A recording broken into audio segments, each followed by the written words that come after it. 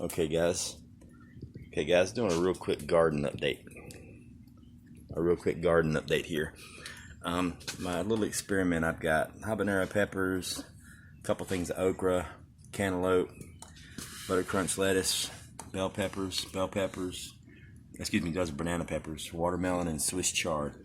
What I've done is I've taken some used water bottles and basically upcycled them, and I've decided to make like little mini greenhouses, which would be reusable. Instead of trying to get them to germinate inside, then bring them outside and harden them to the weather, I made their little mini greenhouses, and I'm just going to let them hopefully germinate and sprout and start to grow here where they're already outside getting natural sunlight every day. Theoretically, I watered them really good when I planted them, so I shouldn't have to water them anymore because they have their little mini terrarium greenhouse things. I don't know, it's an experiment to try, which it should hold some heat too, so it should enable it to seed and germinate even if it's not like the best weather, but we'll see. Now to the garden.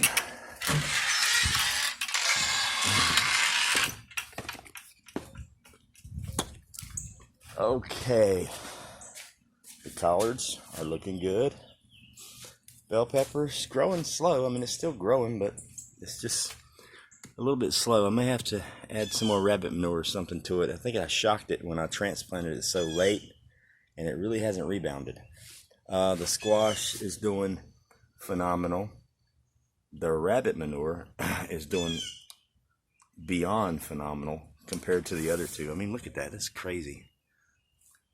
Plenty of blooms. I had a lot of bees and other things flying around today doing the pollination thing, so hopefully that works.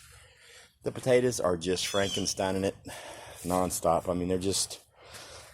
I gave up trying to tie them up because I kept breaking the stems. So I'm just letting them do whatever they do. We'll see what happens. We'll go from there. The tomatoes are the real star of the show right now, other than the squash. These are the tomatoes that are just in rabbit manure. They're growing good. They're strong. They got flowers on them. It's nice and windy today, so hopefully everything germinated. They're doing really, really well. Really strong. Really thick stems, but they all have flowers on them. Here's the crazy part. The hydroponic tomatoes are just freaking me out because look at how dark green they are compared to those. It's like two total different shades. They've all got blooms on them, but I mean the color difference is just nuts. Look at that. I know you can see it. It's crazy. I guess I mixed the nutrients better than I thought I did. They're still going. There's a sucker I'm probably gonna pop off. I did pull a sucker off about 3 or 4 days ago and just shoved it in the dirt. I didn't do anything special. I just broke it off, shoved it in the dirt. It looked like it was dead for about 3 days, and then it bounced right back. So it's growing roots. It can be transplanted anytime. But here's the surprise. My rabbit guy called me today, and he said, because he knew I was looking to get some more does, because 2 of my supposedly does from my first batch ended up being bucks. So he's got over 80 babies in his rabbitry right now, and he's trying to get rid of some. And instead of hauling them all to the auction, he's like, dude, just come get some does. How many do you want? And I'm like, I need 4. And he's like, all right, cool, come get them. And he hooked me up. I'm not going to drop his name, but he gave me 2 more full-blooded New Zealand whites for $15 a piece. But here's the shocker. He gave me 2 Champagne d'Argents, which normally go for around $50 a piece because they're full-blooded pedigreed. He gave me 2 of those for $15 each, and they are gorgeous. And they're also dual-purpose rabbits. They're meat and fur, and they are beautiful. Here's the 4 that I just got today. I've got them in the same cage. Look at how pretty that color is. Now, the 2 whites that are in this cage and the 2 whites that are in the next cage, they're all from the same litter. They're all litter mates. 3 of them are does, 1 of them's a buck. This Champagne d'Argent and the other one that's down here in the nest box, they are 3 days apart from 2 separate litters. So out of the 10 rabbits that I have right now, I have 1, 2, 3, 4, 5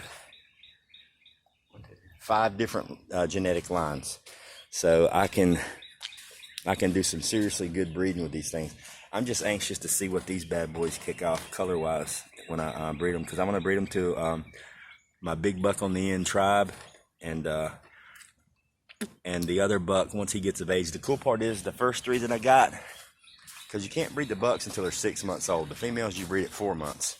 Well, there is exactly a 2-month difference in age from this fella and the does that I just got. So when he's ready to breed, they'll be ready to breed, which is awesome. So the time hits perfect. But I've got to get my other cage up on stands and design it how I want to set it up and get the rabbits moved around into their little families that they're going to have. And then Za, I bred her almost 2 weeks ago. So hopefully she is pregnant, and she will be having her first litter of kits in about 2 to 2.5 weeks, somewhere around July 10th, 11th, 12th, something like that. And then I'll rebreed her 2 weeks afterwards, wean the kits, and about the time she drops her second litter, all the rest of these ladies will be ready to have babies as well. So in about 3 to 4 months, I'm going to be swimming in rabbit meat, which is awesome. Looking forward to that. That's about it for the update, guys. Hope you enjoyed it. Please like, share, and subscribe. I just can't get over how pretty these little things are. Ain't they? This one just loving the nest box.